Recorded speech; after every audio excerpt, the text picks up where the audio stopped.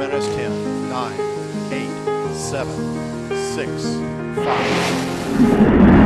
3, 2, 1, 0, and liftoff of Space Shuttle Atlantis on a mission to build, resupply, and to do research on the International Space Station. Houston now controlling. Atlantis begins its penultimate journey to shore up the International Space Station.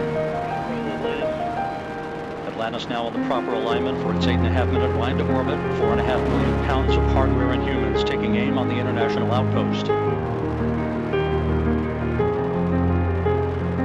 30 seconds into the flight, Atlantis almost 2 miles in altitude, almost 6 miles downrange from the Kennedy Space Center already, traveling 500 miles an hour. The 3 liquid fuel main engines now throttling back to 72% of rated performance, going into the bucket, reducing the stress on the shuttle as it breaks through the sound barrier.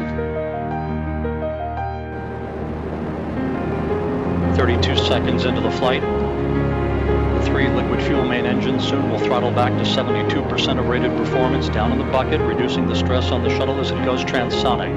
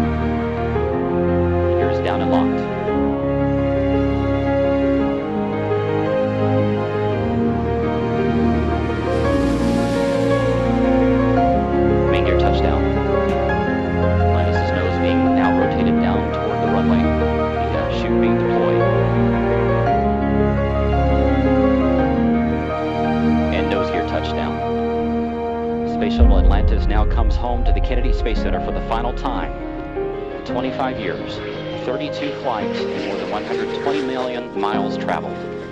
The legacy of Atlantis now in the history books.